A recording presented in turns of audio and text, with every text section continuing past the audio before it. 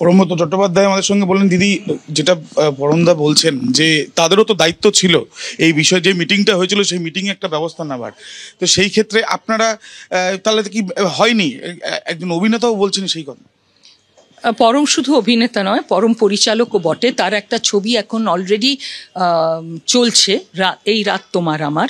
সুতরাং পরমের যেরকম অনেক সত্তা, আমাদের প্রত্যেকেরই অনেক সত্তা, তো সবারই কাজ আছে। এবং সেই সময় কমিটি হবার পর যে কমিটির কথা বলা হয়েছিল, তারপরে 3 মাস সময় ছিল, কিন্তু সেখানে নানান পরিস্থিতির জন্য আমরা আরও 1 মাস ওয়েট করেছিলাম। এবং আমরা প্রত্যেক মাসে মাসে একটা করে চিঠি প্রত্যেকটি কমিটি মেম্বারকে, যাদের উনি বলেছিলেন তাদের পাঠিয়েছিলাম যে কি হলো, আপনারা কত দূর এগোলেন, এবং আপনাদের যদি কোনো রকম সাহায্য চাই আমরা আছি।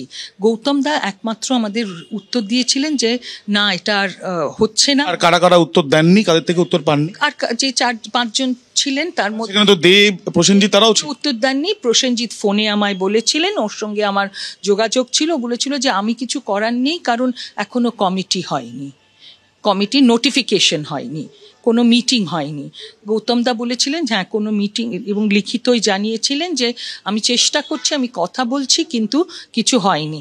তো এইখানেই আমার প্রশ্ন যে সেই সময় যে সমস্যাগুলো হয়েছিল সেটা, এবং মাননীয় মুখ্যমন্ত্রী তখনই বলেছিলেন যে কখনো কর্মবিরতি করবে না, সেইটা মেনে নিয়ে আমরা কর্মবিরতি তুলে নিয়েছিলাম।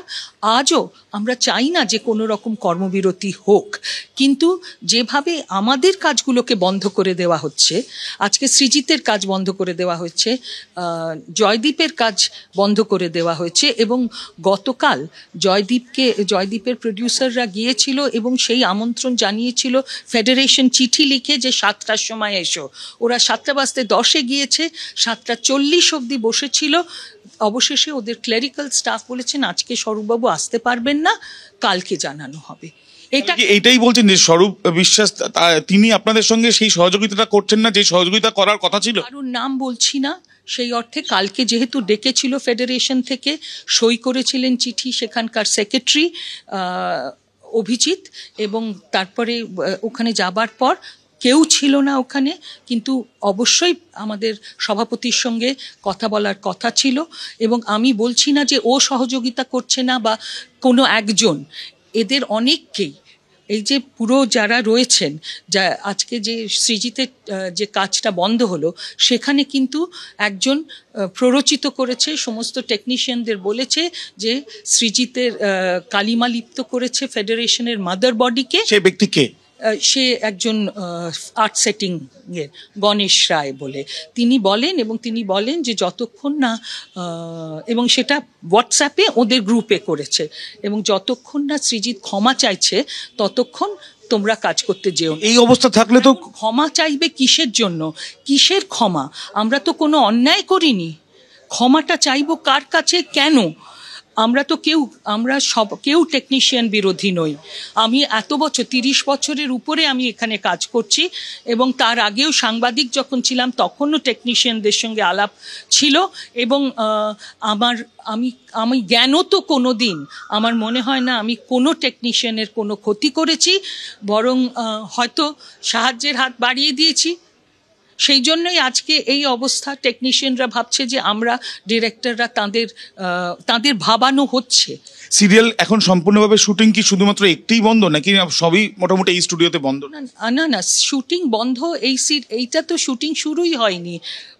ওর তো একেবারে বিগিনিংয়েই ওর সেট তৈরি হচ্ছে, ওর শুটিং হবে, এখানেই বাধা, একটা পরিস্থিতি বাধা দিয়েছে। আর কৌশিকের শুটিং সমস্ত কাটা হয়ে গেছিল টিকিট, তারপরেও ওকে ডেকে এনে তখন পুরো জিনিসটা পিছিয়ে যায়, এবং তারপরে ও গিয়ে কথা বলার পরেও, এবং ফেসবুকে একটা ও দেয় যে আমি যদি কাউকে হার্ট করে থাকি তার জন্য আমি সেটা সজ্ঞানে, মানে সেইভাবে হার্ট করার জন্য করিনি।